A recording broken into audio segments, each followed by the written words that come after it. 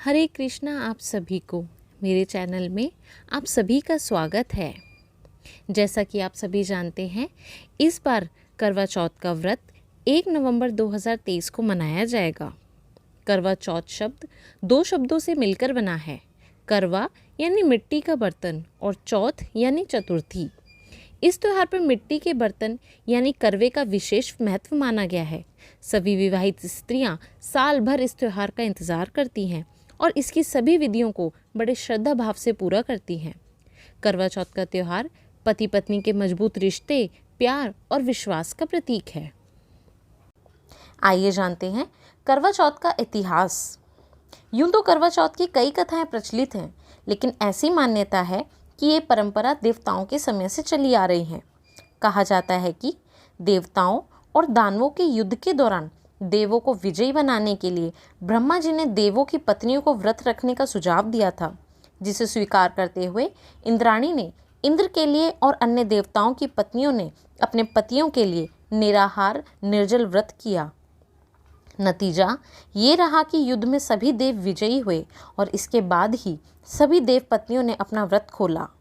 उस दिन कार्तिक मास के कृष्ण पक्ष की चतुर्थी थी और आकाश में चंद्रमा निकल आया था। मान्यता है कि तभी से करवा चौथ का व्रत शुरू हुआ। ये भी कहा जाता है कि शिवजी को प्राप्त करने के लिए देवी पार्वती ने भी इस व्रत को किया था।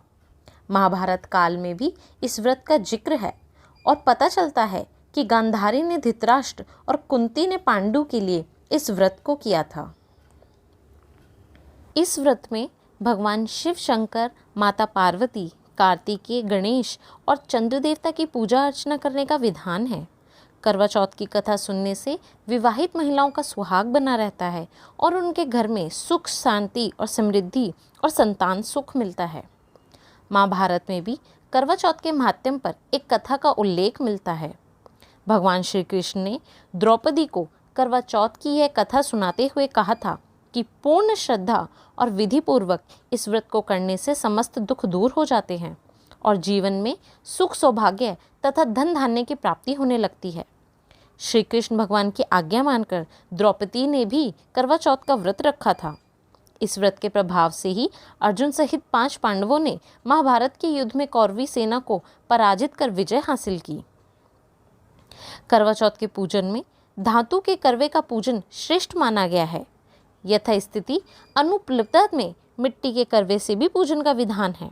ग्रामीण अंचल में ऐसी मान्यता है कि करवा चौथ के पूजन के दौरान ही सजे धजे करवे की टोटी से ही जाड़ा निकलता है। करवा चौथ के बाद पहले तो रातों में धीरे धीरे वातावरण में ठंड बढ़ जाती है और दीपावली आते आते दिन में भी ठंड बढ़नी शुरू हो जाती है।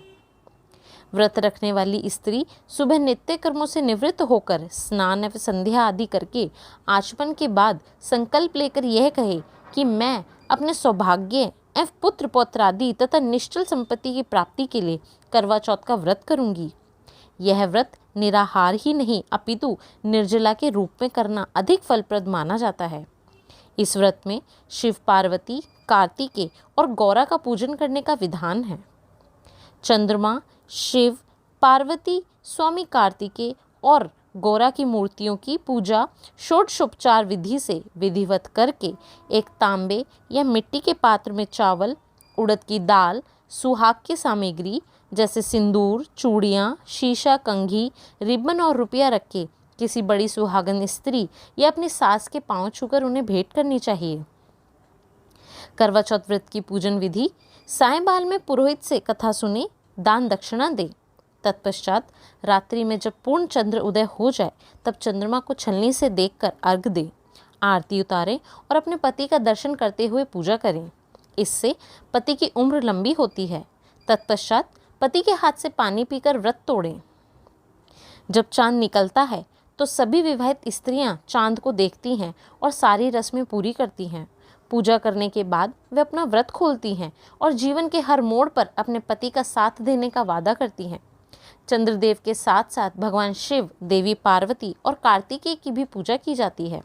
माना जाता है कि अगर इन सभी की पूजा की जाए तो माता पार्वती के आशीर्वाद से जीवन में सभी प्रकार के सुख मिलते हैं। मैं माता पार्वती से प्रार्थना करती हूँ कि वह आपके सुहाग की लंबी उम्र करे व आपके पति को दीर्घ आयु बनाए। तब तक के लिए हरे कृष्णा। अगर आपको हमारी ये वीडियो पसंद आई हो तो हमारे चैनल को आज ही लाइक व सब्सक्राइब ज़रूर करें व बेल आइकन को दबाना ना भूलें, ताकि हमारी वीडियो के सभी नोटिफिकेशन आपको टाइम से मिल पाएँ।